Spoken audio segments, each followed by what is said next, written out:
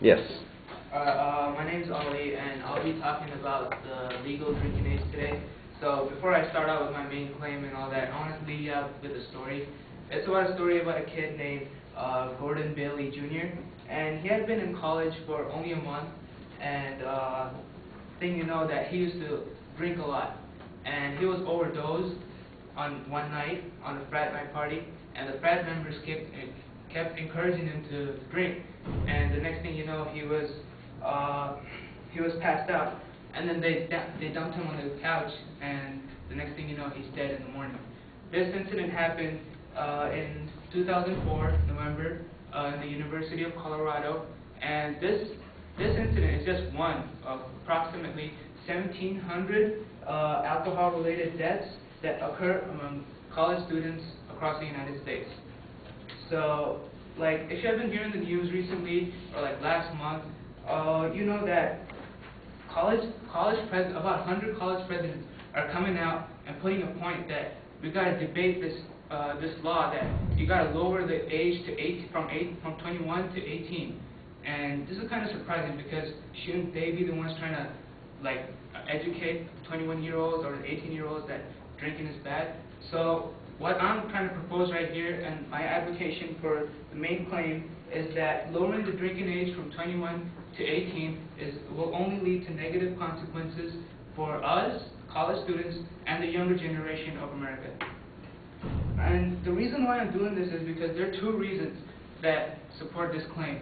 And the first one is that keeping the drinking age at 21 will only help in reducing the traffic accidents that occur through alcohol-related, by driving under the influence, sorry. And the Marin Institute, which is an alcohol industry watchdog group, says that this law works. There are statistics that prove that this law works. And to prove that statistics, they go back in history.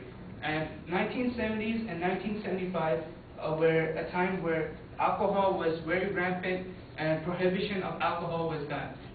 So kids under the ages of 18 and 19 would go out, get a beer, and do all they wanted.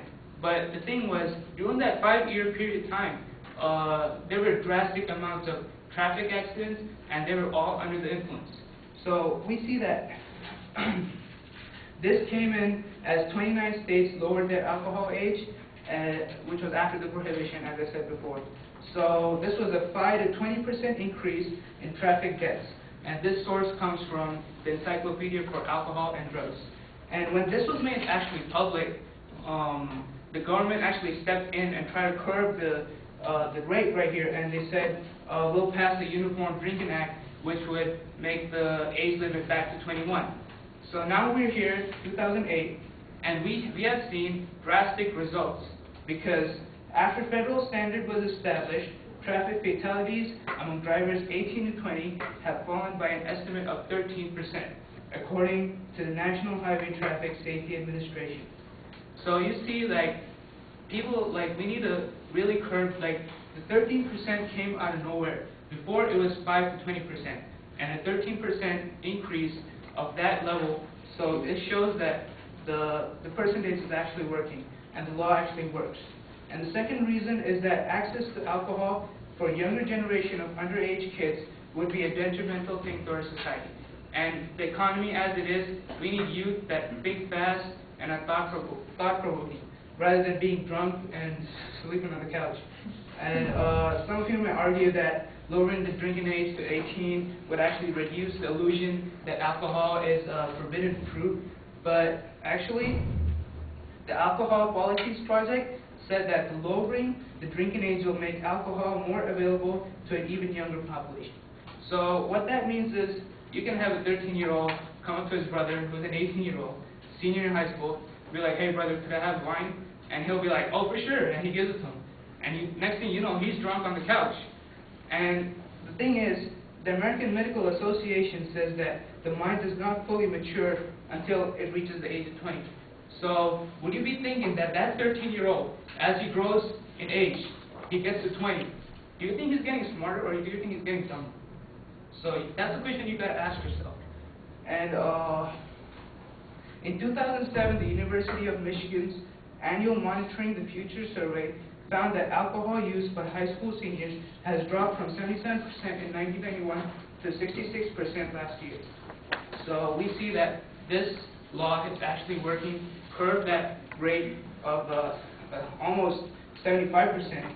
That's like three-fourths of our nation, three-fourths of the nation's youth, going into drunk driving or alcohol-related deaths. And now there are some refrains that I usually go through, and they're like, oh, if you're old enough to vote and you're old enough to go to the war, why can't you drink? So it's like, I want to say that the war is something different.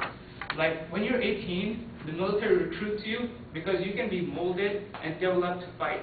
But when you're 18, and you're usually really into the thing that you want to experience different things. You want to take those risks. So the 21 law is predicated on the fact that drinking is more dangerous for youth because they're still developing mentally and physically. And we lack experience and are likely to take more risks. So, you know, we take more risks all the time. We want to do that, do this, so we got to curb that. And I want to just leave you with a thought that although keeping the drinking age of 21 does not completely prevent teen drinking, lowering the drinking age to 18 would increase the harm to society. The age 21 law has been successful in decreasing alcohol consumption among teenagers. Our society, particularly the youth of our nation, will be immeasurably better off if we not only leave the minimum drinking age law as it is, but enforce it better too. Thank you.